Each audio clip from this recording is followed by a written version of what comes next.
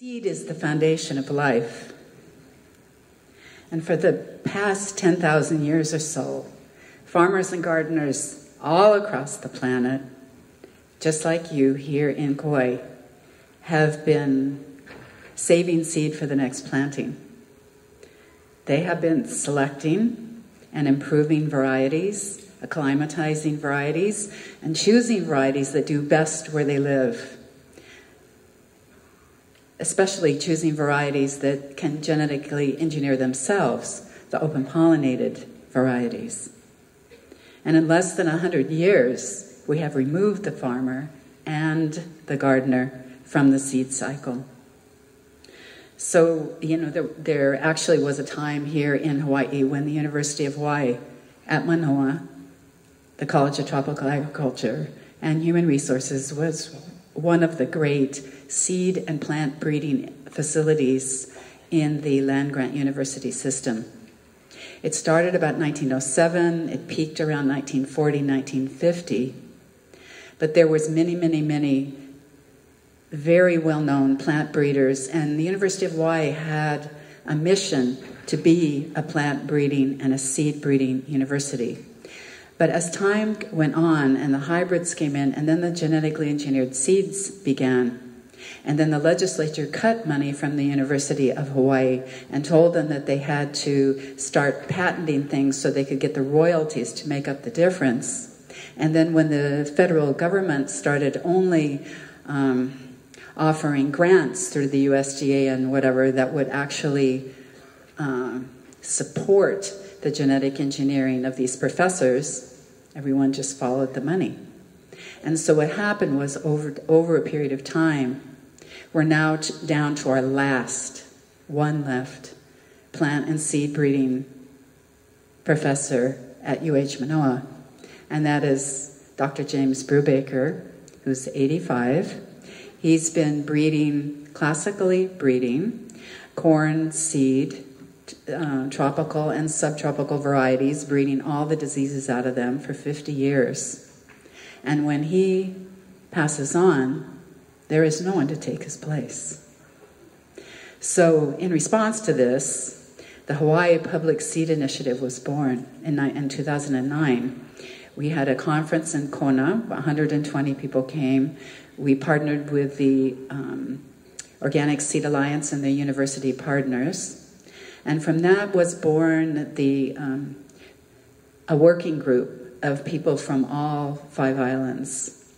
And in this past year, through the generous support from the Cirrus Trust, we were able to put on 2-day plant and seed breeding workshops on all islands. And now there are 200 new farmers and gardeners across Hawaii that are starting to save seed.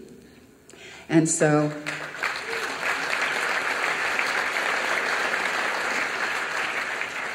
and really, a great deal of effort has been put into this program by Kauai. And thank you to Paul Massey and Jill Richardson.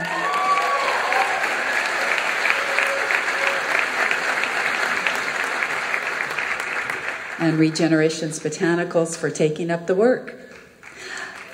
Yep. I remember when Paul came to Kona and stayed with me to go to the West Hawaii Seed Exchange with me to see what a seed exchange was all about. And he came home, and he's been on fire ever since. So mahalo, Paul.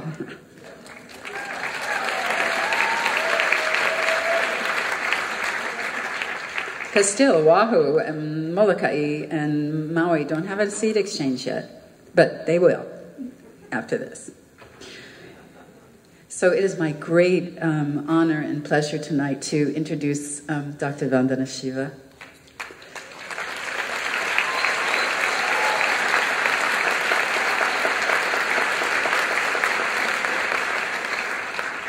I could go on and on and on and on and on about Dr. Shiva, but I will not. But I will tell you some of the things I think are the most important. So Dr. Shiva is a doctor of physics, but she's also a doctor of the philosophy of science. which I found very interesting. And she has been able to combine all of these things together, also being an environmental activist, ecologist, author, world speaker, and leader. She was given the prestigious Right Livelihood Award, which is the alternative Nobel Prize, in 1993. She was named one of the 5 most important women in Asia and one of the 7 most powerful women in the world by the Forbes magazine in 2010.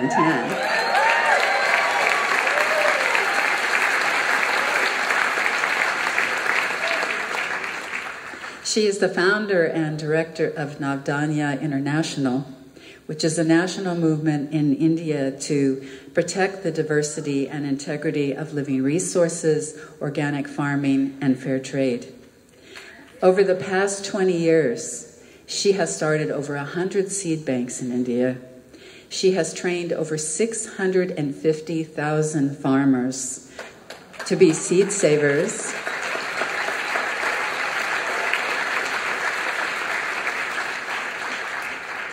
And practice sustainable agriculture. She is a visionary and serves as a visionary leader for world governments across the globe and contributes to numerous food and agriculture, women's rights, and social justice movements worldwide.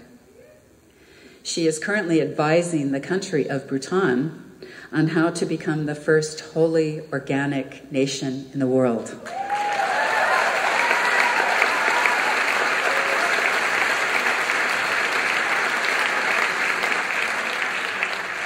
So we are indeed humbled and honored to have you here this evening, Dr. Shiva. We know you have traveled so far to come. Please, a very warm aloha for Dr. Vandana Shiva.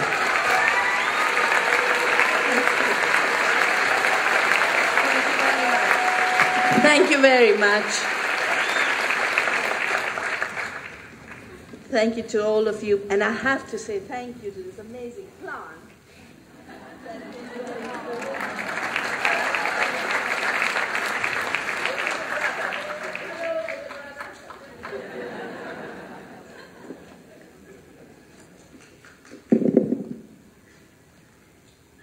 I want to thank the farmers who grew the wonderful food we were served, and the chefs and the cooks, and all of you who've been organizing.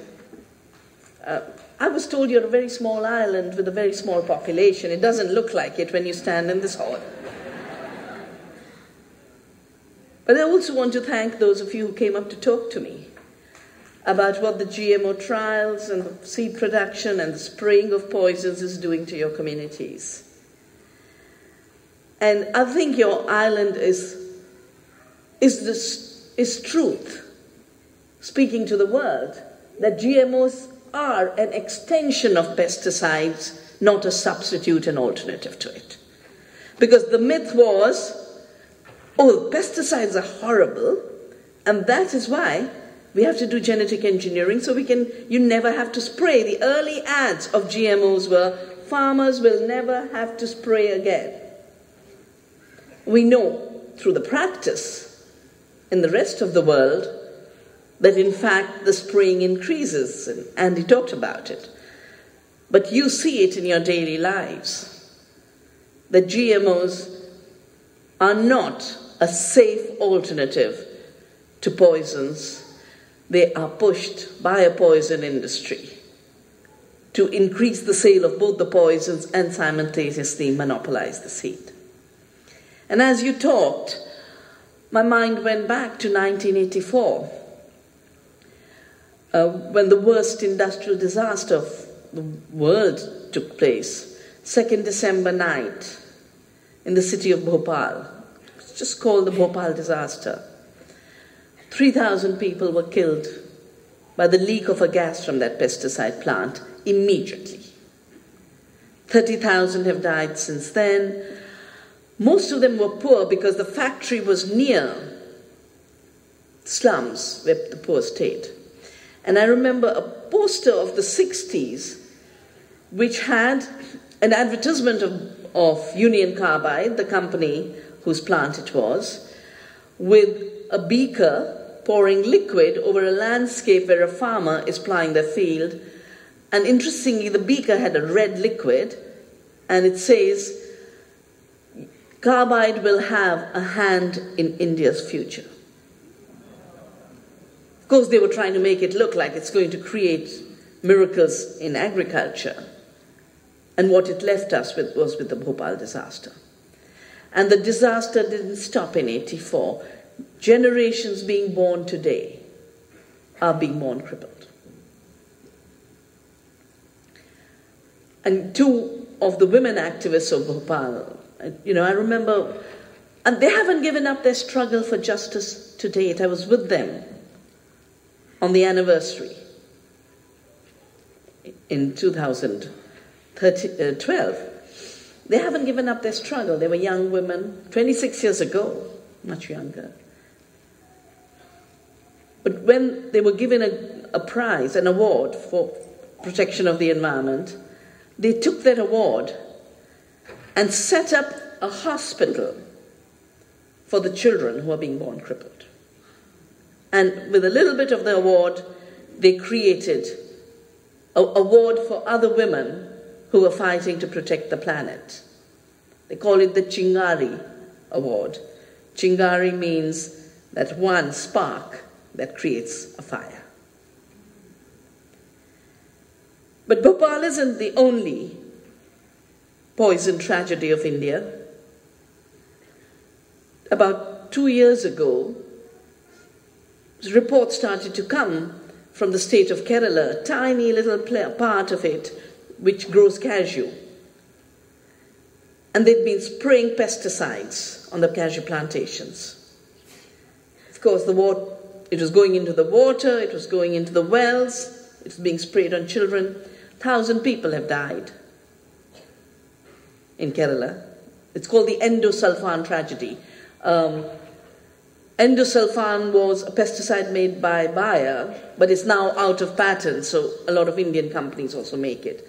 And interestingly, Union Carbide has been bought up by Dow, which Andy said is one of the most criminal industries.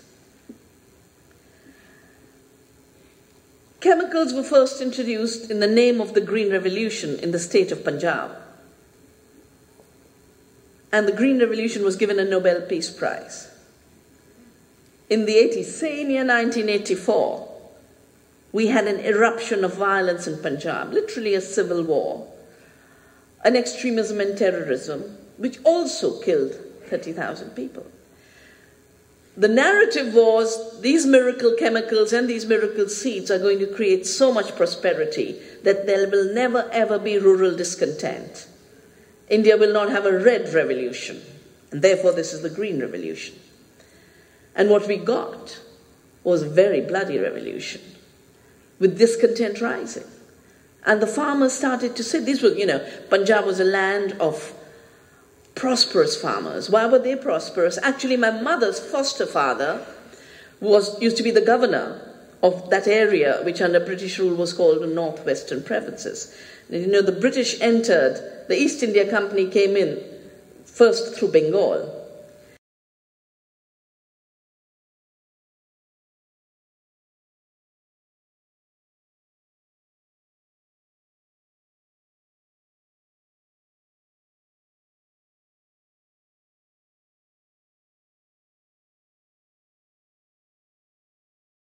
Was called the Northwestern Provinces. And the British entered, the East India Company came in first through Bengal. And the first thing they did was change land ownership laws, exactly in the form that I witnessed here in Hawaii.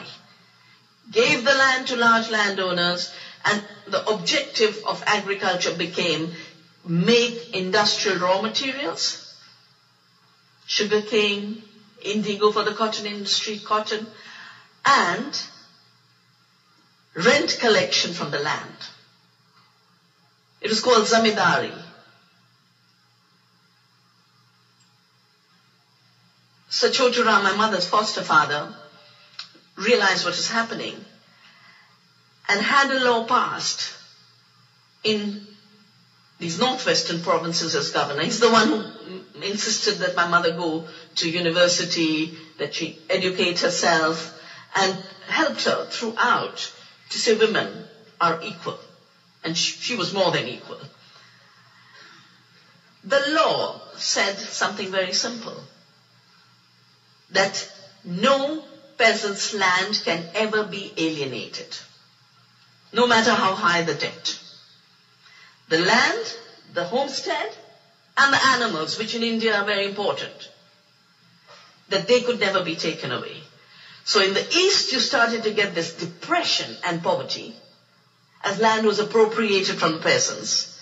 And in the West, the peasants stayed the owner cultivators. And that is why when the poisons were brought, they were brought to Punjab and not to Bengal.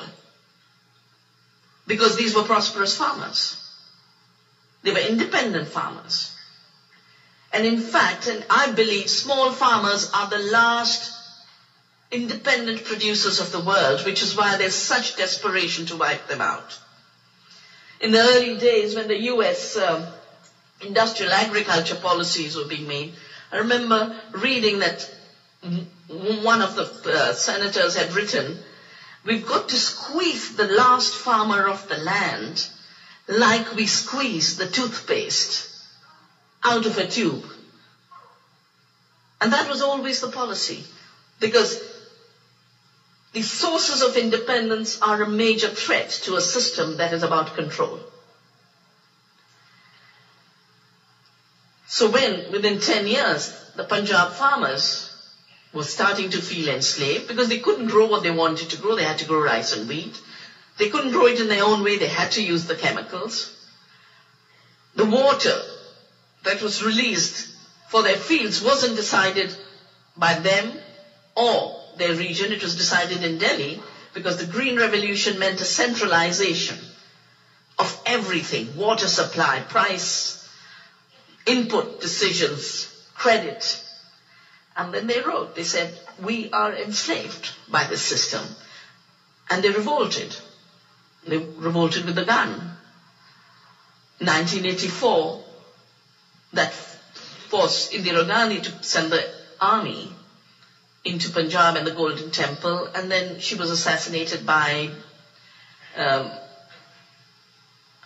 think 30th of November, she was assassinated. Same year, all of this, 1984.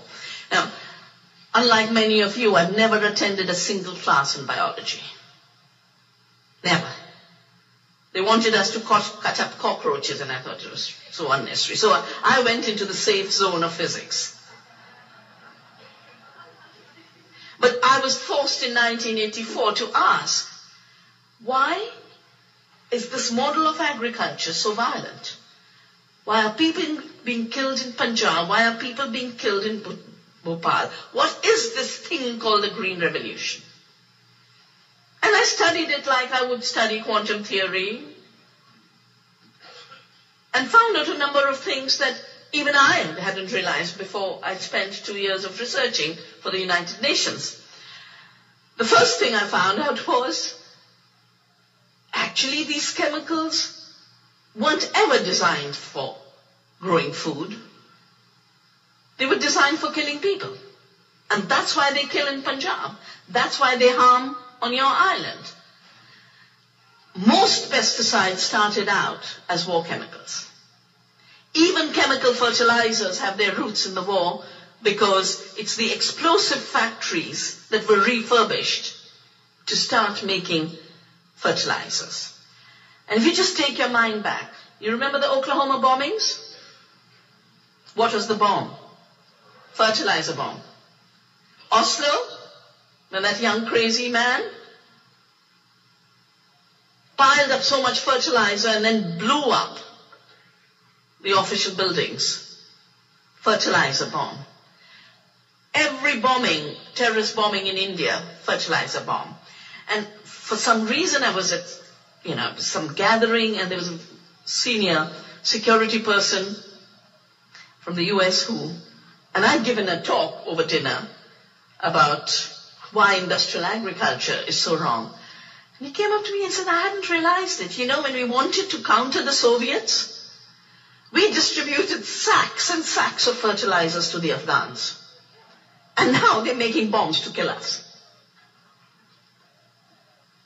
What the Afghanis have is the fertilizers that were given by the US government and the CIA.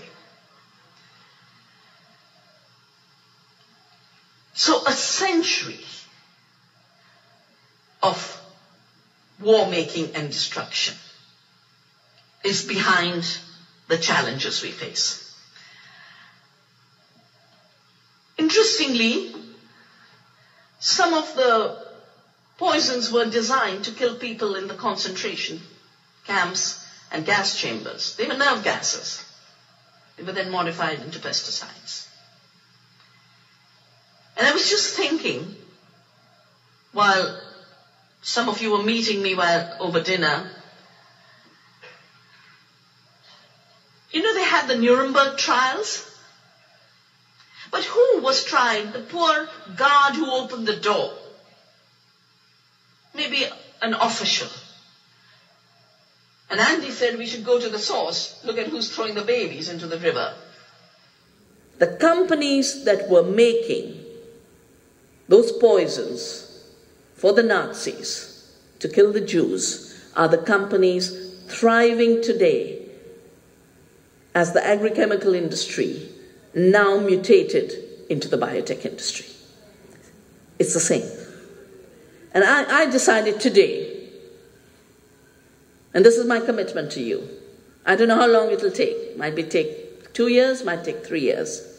We are going to organize new Nuremberg trials for these criminals.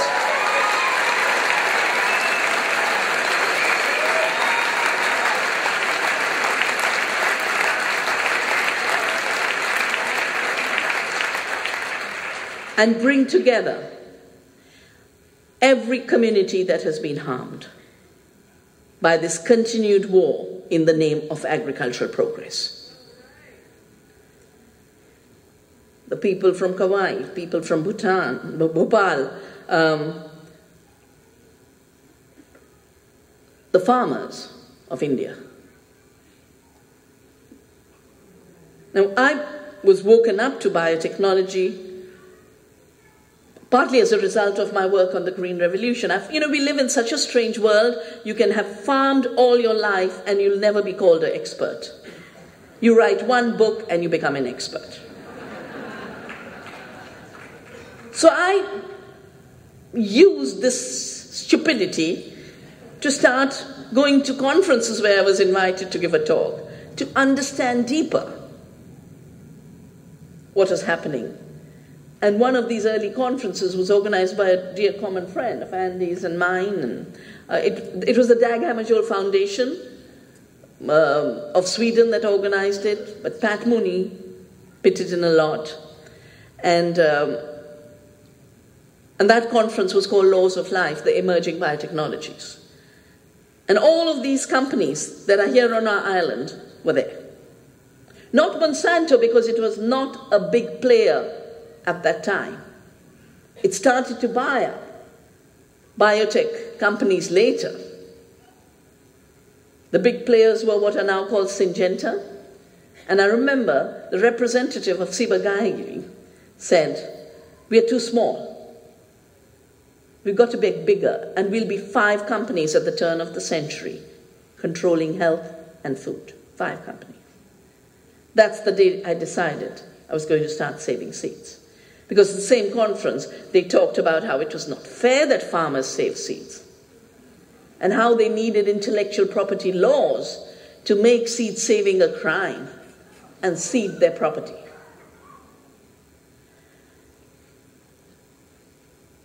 So the Ciba-Geigy person said, "We are too small."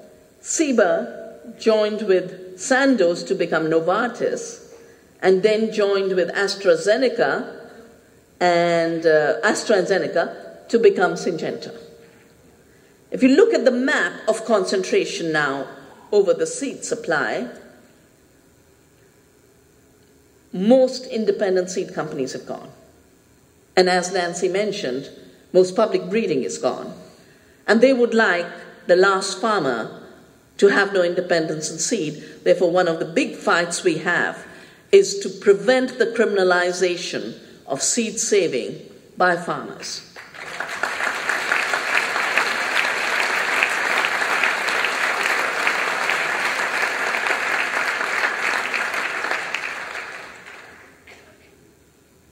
So first we were lied to and told that without chemical fertilizers and pesticides we couldn't have food. And now we're being lied to and told without GMOs we can't have food.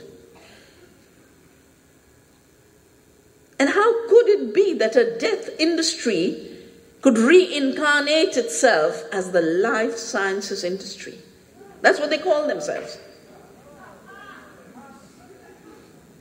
Because part of what the agenda is to redefine life as their property, their invention, and just a bundle of molecules and genes.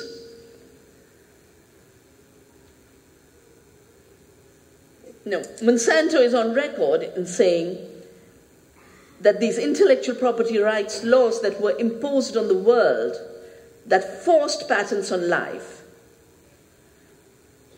that they were the patient, they were the diagnostician, and they were the physician in writing them.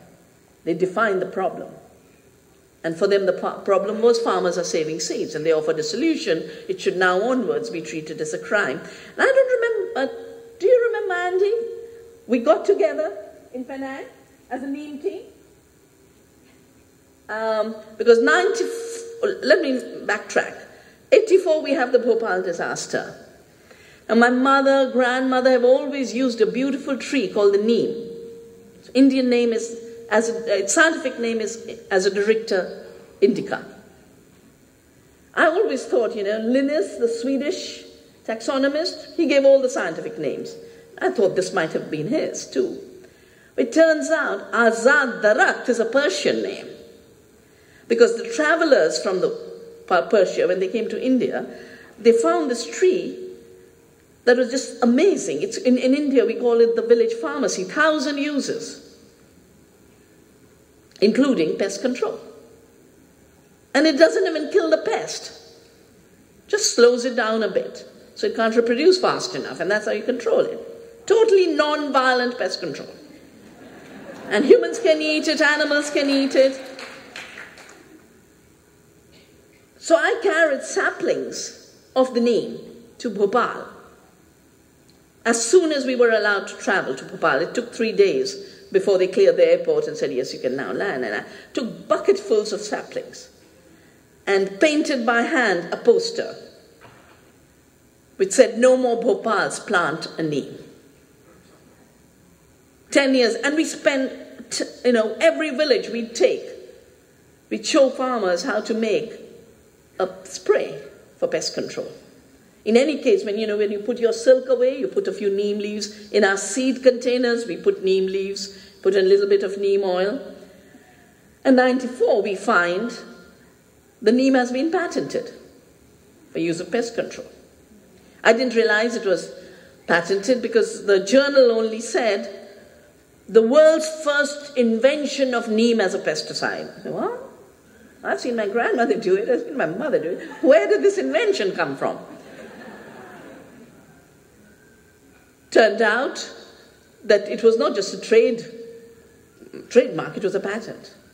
And there were many patents, but one was jointly held by the US Department of Agriculture and a company called W.R. Grace, which became infamous for the poisoning of the groundwater outside Boston, and a film and a book came out called The Civil Action, about housewives rising against the leukemia that spread because of the toxins. So, as a result of all of this neem discussion, on the one hand, we filed a case in the European Patent Office and the US Patent Office. And I filed it with Jeremy. And when we put this challenge, the question asked was, what's your commercial interest? We said, we don't have a commercial interest, we have a public interest. They said, sorry, it doesn't count. Only commercial competitors can bring challenges to patents. The public can't. But in Europe, they have a clause for the public interest and ethical issues, and we were able to bring it. We fought the case 11 years, and we defeated the biggest superpower of the world.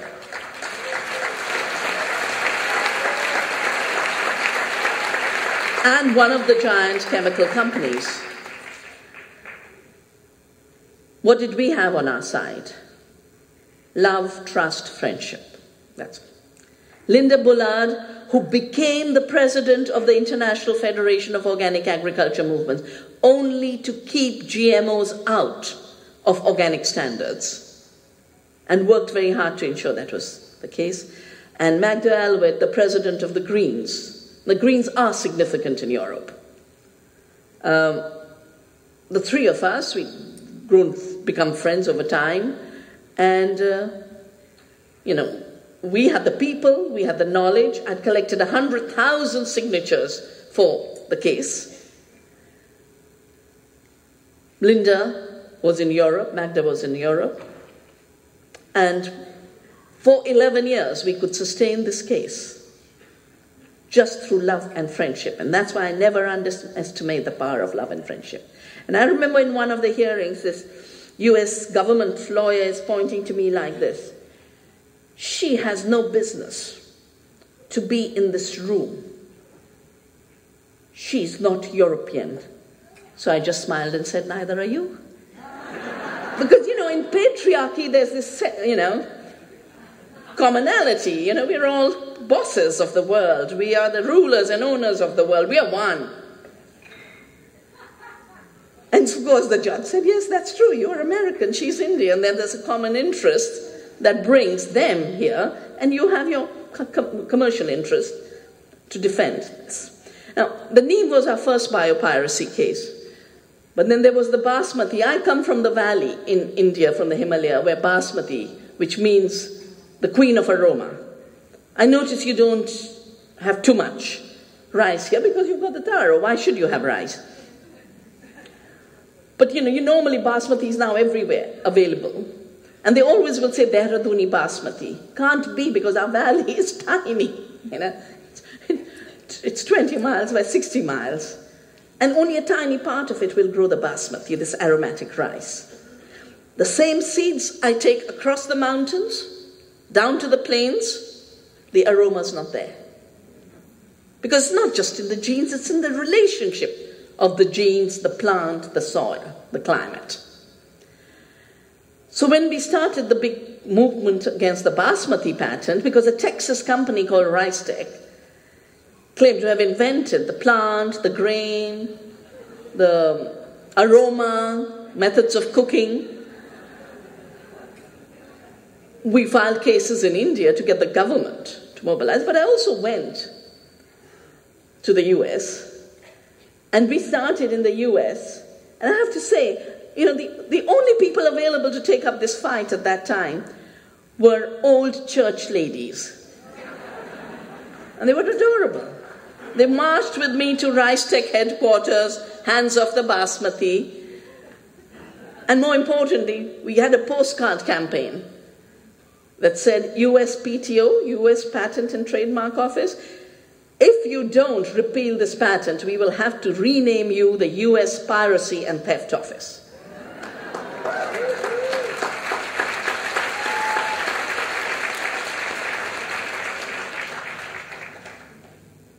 And then comes along Monsanto, which we now know started patenting, created the patenting of seeds through the WTO, now going around and patenting non-GM crops.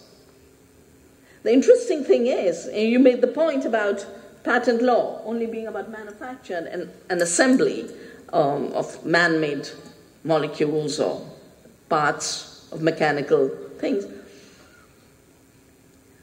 When we were fighting the Basmati patent, one of the things I did was build a common alliance between Pakistan and India, because we both grow Basmati. We went to every ambassador of the WTO in Geneva, and I went to meet the US ambassador to WTO. I said, this is a shame, Basmati's been around, we grow it, this is piracy. And you know what he turned around and told me? We cannot challenge this patent, because for us, redefining life forms as manufacture is the only basis of a future American economy. I would suggest to all of you, try and find an article in Forbes magazine, 6th of November. I think it's last year, maybe it's the year before. And it's a one-page article, Why Uncle Sam Loves Franken Foods. It's a Forbes analysis, and it's got the positive trade balances and the negative trade balances. On everything, the United States of America has a negative trade balance. Your shoes, your slippers, your Apple computers, everything is coming from China. Everything is coming from China. The only thing that's leaving the United States is patented seeds that collect royalties around the world and GMO crops. And that's why there's this desperation. And that's why you are critical to this issue, not just for your own sakes, but for the sake of the world. Because you've become like the nerve center for the expansion of this destruction. Andy's already mentioned how so many of the claims made about GMOs are false, as were the earlier claims about pesticides. Yeah? DDT will save the world. Yeah? There used to be jingles about it, you know. What a better life through chemistry. But in this long period, I remember, they genetically engineered a bull called Herman. And Herman had human growth genes. And they said, oh, now we can get human milk from cows, which will be the daughters of Herman. You know, the baby food movement is very strong. They said, just like your canned fake milk substitutes were not food, this is not human milk. Overnight, Herman became the source of an HIV vaccine. That's how quickly they can change the objective of their research. And you remember Dolly the sheep? Well, the owner of the company that was working on this had earlier engineered a sheep called Tracy. And when I was debating him, he said sheep are just furry little factories. And now they're mammalian bioreactors. Mammalian bioreactors meant that in their mammary glands they will produce the chemicals you want. In this particular case, it was a human protein. So they had to clone Tracy. And talking about how unreliable the technology is, we only got the story of Tracy, and the cover magazine of Time, of Newsweek, of everything had this image, the creator and the created. Ian Wilmot, the scientist, was the creator, and Dolly the sheep was the created. Dolly survived. 272 of her sisters either died or were born crippled. Without eyes, 3 ears, no legs. You never heard that. And of course, Dolly now is in a museum. Poor thing, she's dead too. She is stuffed in a museum. So if we start to count the failures, 85 I had a debate with the person from the World Bank who pushed chemicals on India. And he said, we don't have to worry about the harm of chemicals. We don't have to worry about toxics in soils. We don't have to worry about anything, because now we have the next miracle. With genetic engineering, we will grow food on the moon, on toxic dumps, and in the Sahara Desert. And yet, all they can find is your rich, fertile island. Why aren't they doing these experiments on the moon?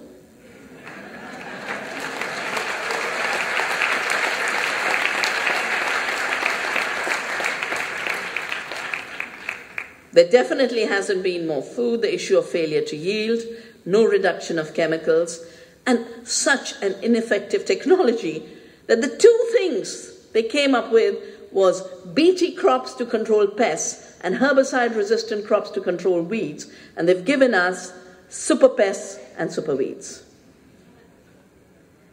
And I would recommend that you go to the Navdanya website www.navdanya, Navdanya, which means 9 seeds, but it also means the new gift. For us, the new gift is the gift of the commons, the gift of reclaiming life in freedom.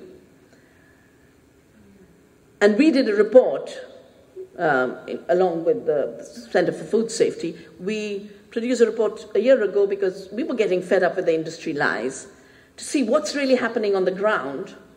And we asked movements and scientists of the place, of Argentina, of Brazil, of Canada, North America, everywhere across the world. And finally were forced to give the title, "The GMO Emperor Has No Clothes." You remember the story of the emperor without clothes? Where only a child had the courage to say, but the emperor is naked. And in that sense, we all have to be children, to have the courage to speak the truth and the clarity to speak the truth. Over the last 25 years, as we've been saving seeds, as we've been training farmers, growing food ecologically with biodiversity, because we didn't begin with bringing an organic produce to the market. That wasn't why Navdanya was founded. We began with protecting and defending the diversity and integrity of life. And for us, the idea of patenting and owning seed was wrong, and that's why the very founding principles of Navdanya is we do not recognize patents on life. We do not recognize patents on seed. And the other aspect was, we've seen the Green Revolution failure, and we're not going to get to go for an even more lethal experiment with the planet through genetic engineering. So for us, the objective was saving seeds, and the only way we could actually save seeds as living and not as a museum was to grow them. And once the farmers had been trained to grow them, because farmers that had got used to using chemicals, the only way you could get them to use these seeds was by making them realize the benefits of organic.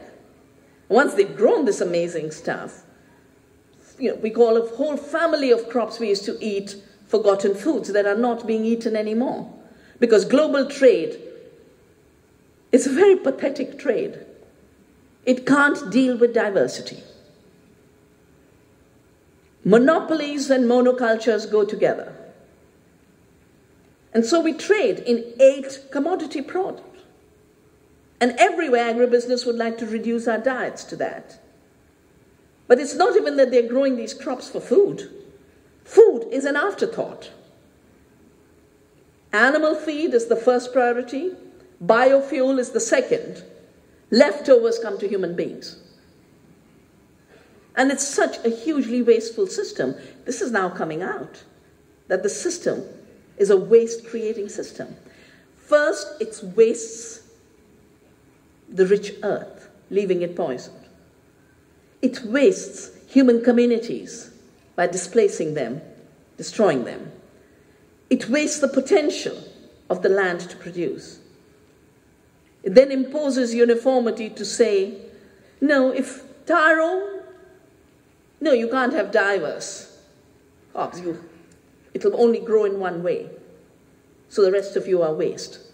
And then they ship it thousands of miles in Walmart trucks, which for transport must have uniformity, for their shelves must have uniformity, and must have a best before date, so half the food gets thrown away. 50% of the food is being wasted after it's produced. In my view, 50% of the food is being wasted in the process of being produced because we are not using the potential of the land. How many things this island can grow for food? We tasted it today, and there's no reason to be importing 90% of your food.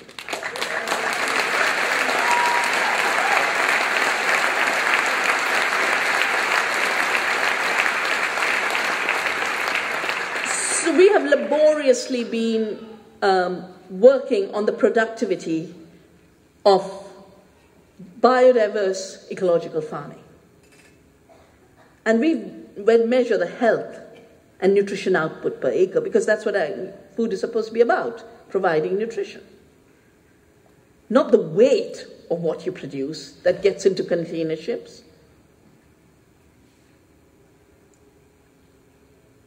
And what we find is biodiverse systems produce, in certain aspects, 10 times, 30 times, 40 times. I mean, I could read you the tables. And we are having so many deficiencies.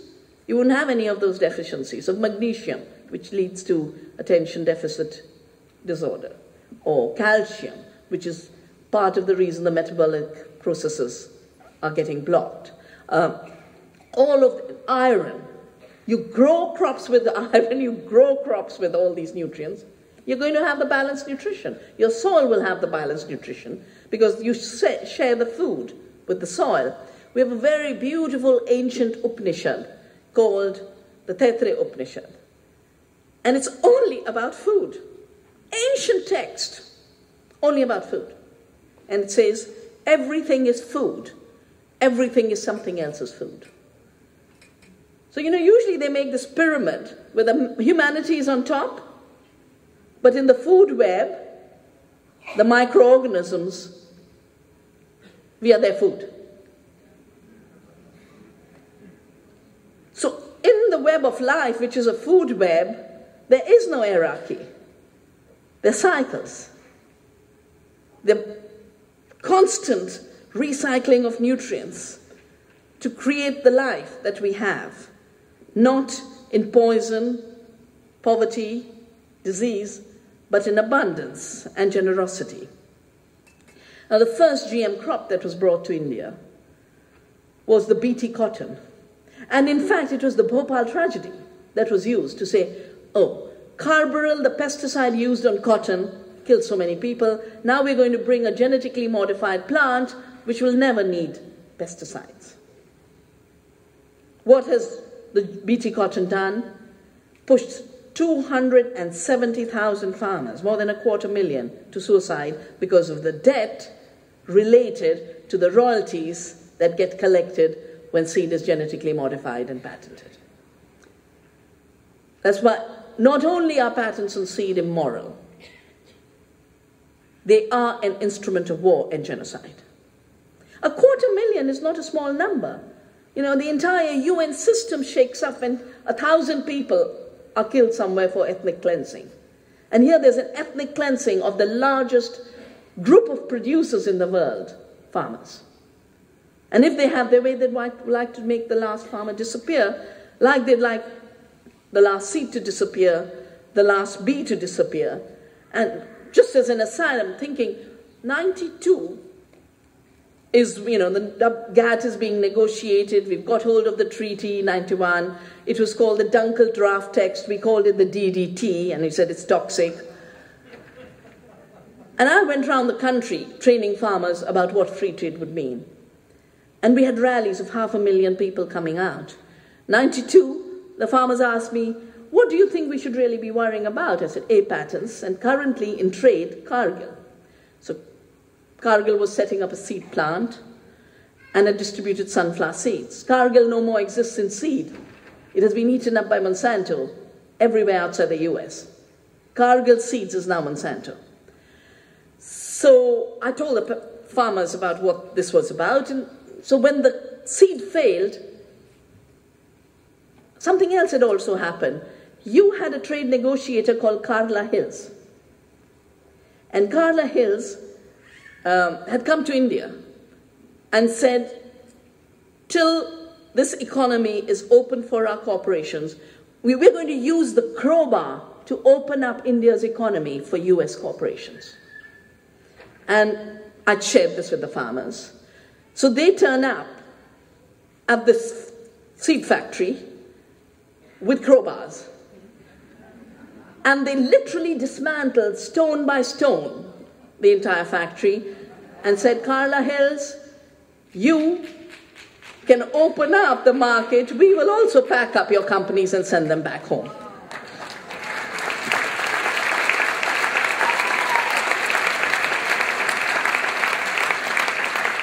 But I remember this Cargill story largely because after all this happened and all of the Cargill chiefs descended on Bangalore and held a press conference attacking us and said we were very stupid because we weren't smart enough to realize that they were bringing new technologies that prevented the bees from usurping the pollen.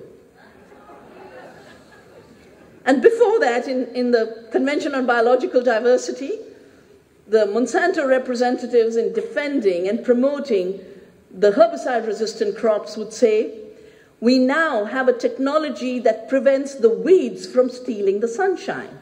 So you've got bees stealing the pollen, biodiversity stealing sunshine, and farmers stealing seed when they save it.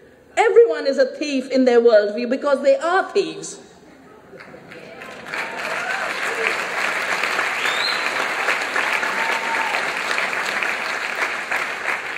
And every time we've organized and joined hands and cooperated and built solidarity, we've made them run.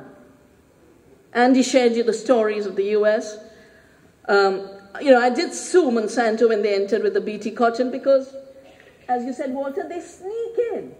They don't come through legal processes because they wouldn't be allowed to. So they sneak in. So I sued them for sneaking in. And then in 2010, the Bt toxic gene had been put into the eggplant, which is native to India, and we have 4,500 varieties. And I realized this, they go for the eggplant in India, the corn in Mexico, the taro here. Because it's not about technology, it is about conquest. And when you want to conquer, you hit the sacred. That's why every time colonialism has come, it's destroyed sacred shrines. And then put churches. All over the world. And as Andy says, if this kind of technology is the new religion, that imposing it on the sacred biodiversity and the sacred culture of our food has to be the pattern they will follow. But we'd organized for 5 years since they started the trials. I remember at dinner, we cooked 130 dishes of eggplant. Even the dessert was eggplant. And our children had been involved, and the government was forced to organize public hearings in 7 big cities like this. Anyone could come and speak about why they wanted to or didn't want. Now, Monsanto is so foolish, when they send their bought-up farmers, they send them in identical T-shirts. So it was always very clear, that corner is Monsanto. And the environment minister was going to give the decision on the basis of these public hearings on the 10th of February, I think it was. On 9th of February, I get a call from the US Embassy. Would I meet a person called Nancy Fedorov, another Nancy? And would I meet her? I said, sure. And then I did quick homework. Who's this Nancy Fedorov? She was the advisor to the Secretary of State on spreading biotech in the world. And she was flying in to influence the decision. Our environment minister preponed this decision and announced a moratorium. But the other point that happened was there was a snowstorm in Washington that prevented Nancy from arriving in time to influence the decision. And that's why when the opening songs we hear, "We Are the Many," when I think of "We Are the Many," I don't just think of the 7 billion human beings on this planet. I think of the 300 million species on the planet. And we are truly the many if we would keep that consciousness in mind, and that the forces of creation and the universe will work with us because we are working to serve them. We're being guided by them. Through these many years, we've evolved in Navdanya under the larger umbrella of the recognition that we are part of the web of life and part of the earth family. And we have a beautiful word in Sanskrit for it, Vasudhaiva Kutumbakam, the family of the earth. And in the family of the earth, humans aren't the only creatures. And we are human to the extent we realize we are living among many creatures, equal to us. And within that, we then follow Gandhi, who gave us 4 words beginning with S. The first is Swaraj. You can't have freedom till you rule yourself. And when he talked about ruling yourself, he meant every individual. You can only rule yourself if you're grounded within yourself. You know who you are. And then as community. And then as countries. Swaraj. Swa means self. Raj means to govern. So self-organized freedom is how plants grow, how seeds renew, how the planet organizes itself. And that's how our freedom is created. And he recognized that you can't have this kind of freedom if for every activity of yours you're dependent on buying your food, buying your clothing, buying your electricity, buying this, buying that. So Swadeshi, self-making, was his second road to freedom. And that's why he pulled out the spinning wheel. And it was inspired by the spinning wheel that I started saving seeds. And, I drew a matrix. I'm a physicist, so I think in those terms.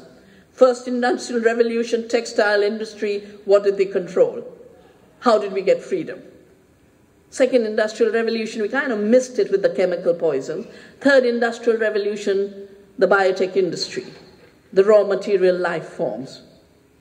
So what's the spinning wheel of today? The seed. And Navdanya was started with that.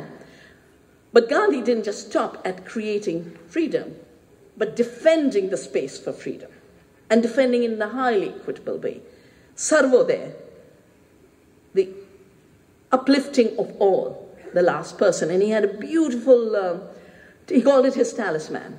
When you want to know how any action of yours impacts the world, bring to your mind the face of the most vulnerable person.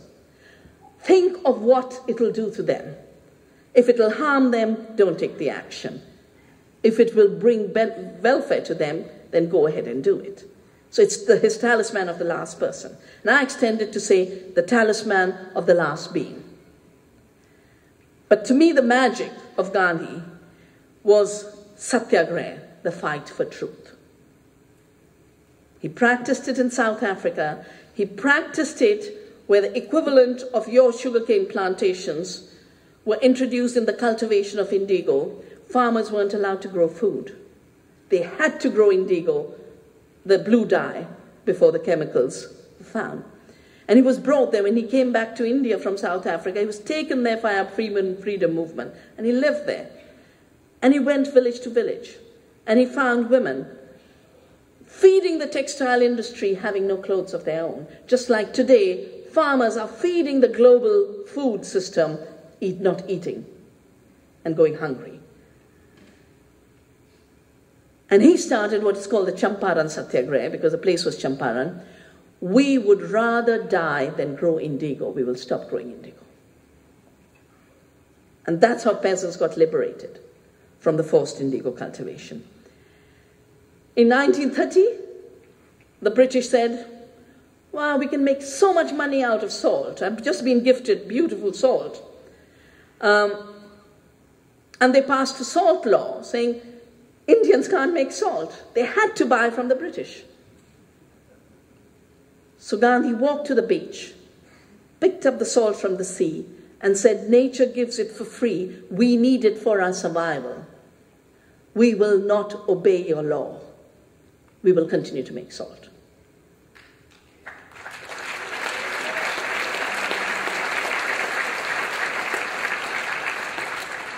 And we've been inspired by that to do the seed satyagraha. Every time there's an attempt by government to make a law that would make our seeds illegal, I march to the Prime Minister and say, Gandhi taught us, you can write these laws, but we will not obey because we are governed by higher laws. The laws of the planet, the laws of life on earth, laws of human justice. And it is our duty to save seeds. And you do not have the right to interfere in that ecological and ethical duty of ours.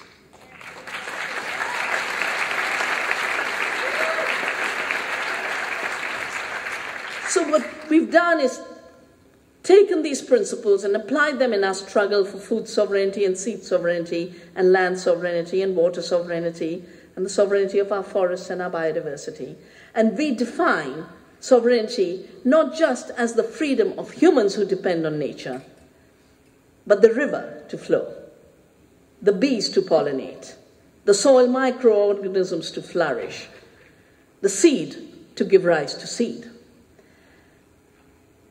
We are living in a time, and this was brought out very clearly by Walter, that the laws that are being written in our lands, everywhere in the world, are being written by corporations. They are writing the laws. And democracy, in its mutated form, has become of the corporations, by the corporations, for the corporations, and has stopped being by the people, of the people, for the people.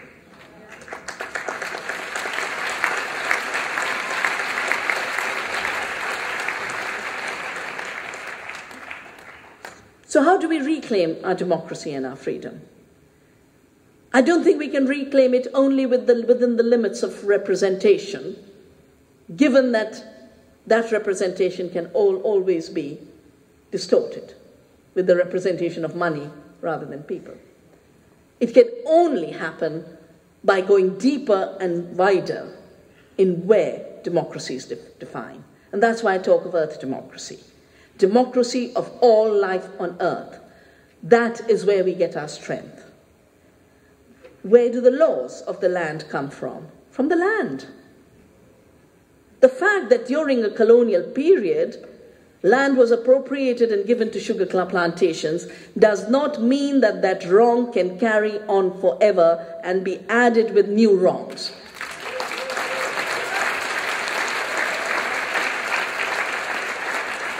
Everywhere in the world, the concentration of land ownership by plantation economies of the colonial time has been undone. We have land reform in India. There's been land reform worldwide. And you know that you can't win the GMO fight alone without reclaiming the land.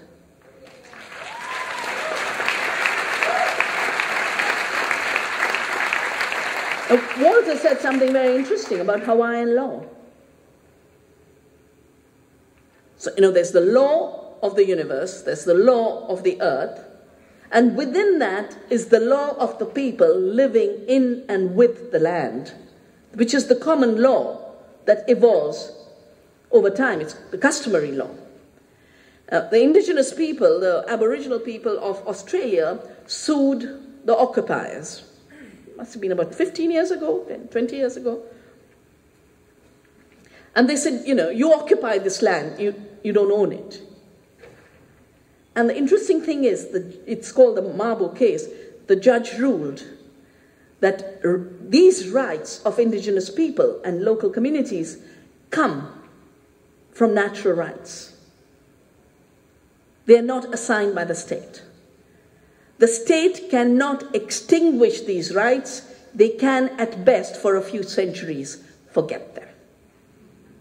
The forgetting of those rights to land does not mean an erasure of rights. But the rights of local people are never rights to own and buy and sell. They are rights to serve and defend the land, and the rights to use the land for one's own nourishment. And that's why throughout history, the only land rights that have been there in traditional societies have been usufructory rights, the right to use. And that's why landholding stayed small, because you can't use too much. Now you've got sugar plantation owners who've stopped planting sugar, making sugar, living somewhere else, selling off their land, leasing it out to Monsanto. Illegitimate at every level.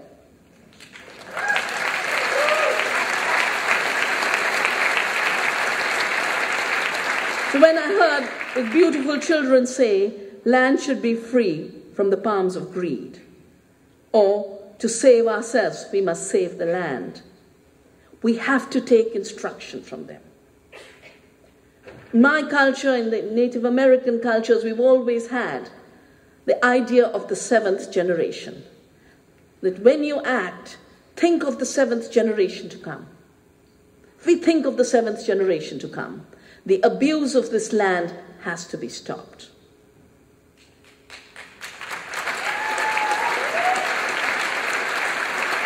And I just want to share one tiny example with you.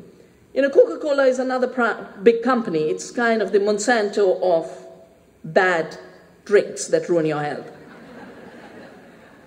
And it was driven out in 1977 from India because of corruption and faking taxes. They were thrown out. And they came back with liberalization, and suddenly they were all over. And they started to drill water. I got an invitation from a village I don't know, get a call from women, come and join us for 1 year of fighting Coca-Cola. So I go down because I'm interested to see how Coca-Cola is related to what they're fighting. Every day Coca-Cola was siphoning off 1.5 million liters a day of water. In this water-abundant area, there was a water famine. What remained was polluted water. And then a woman, 6-year-old woman, Malama, said, "We can't keep walking further for clean water." She was already walking 10 miles. This company has to shut down. So they did a satyagraha, camped outside. I went in, I found 500 policemen and 100 villagers.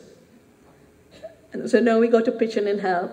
I started to mobilize lawyers, political support, and the case went to the High Court of Kerala, where the judge ruled this water is neither the property of the state nor the property of Coca-Cola. It is the common property of the local community. And therefore the state does not have the right to hand over the water to Coca-Cola, and the plant must shut down. From 2004 onwards, the plant has been shut down. I'm giving this example because I think it wouldn't be a bad idea to serve notice on the basis of Earth law, recognizing the rights of Mother Earth, customary law, the Hawaiian law, both to the plantation owners who are under the illusion they are landowners, and to those who rent the land under the illusion that they can poison without your permission. I know here in Kauai, through the new recognition of ancient concepts of the rights of Earth and the rights of Mother Nature, you are drafting local food sovereignty principles. Because we are at this watershed, the corporations have defined themselves not just as the rulers of today, but as human beings. They have legal personhood. And this fiction, which is not a person, then pretends it has a mind, and that mind can own all of the life on this planet. So we build fiction on fiction on fiction. It's a house of cards. You just have to poke it a little, it's going to come crumbling down.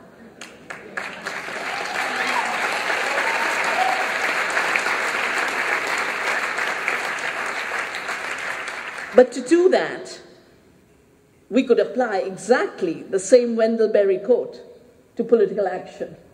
We have to be skillful, creative, loving, reverential.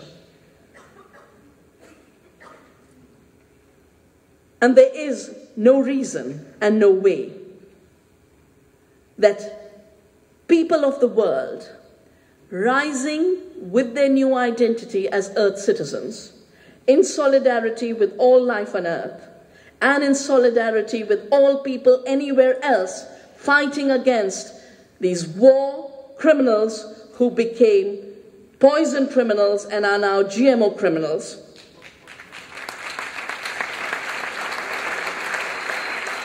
to tell them, your time is over. We have better ways to produce food. Nature and the earth is our first employer. We turn your back. We turn our back. You know, this lady Mailama in the Coca-Cola situation, she pulled her 2 sons that were working in Coca-Cola out and said, it can't be that I walk further for water and you say you're earning some money. Give up your jobs. Come back to the local economy. And I think we need to tell everyone who thinks their bread and butter is coming from Monsanto that there's a local food economy waiting for them to join the creativity of seed saving,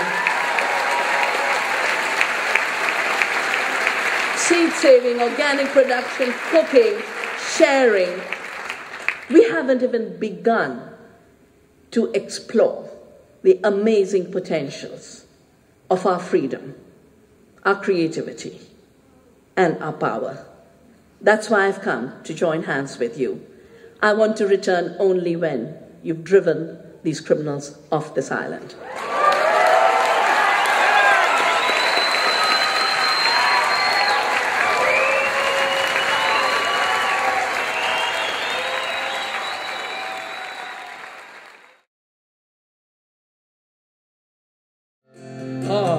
Monsanto and the others, they all make great claims of feeding the world and the pests they overcame. But yields are shrinking and the pests are getting bigger, and no one knows what's coming till they pull an early trigger. Remember the butterflies and bees that all died, and the 250,000 farmer suicide. You think you might start asking why so many living things would die.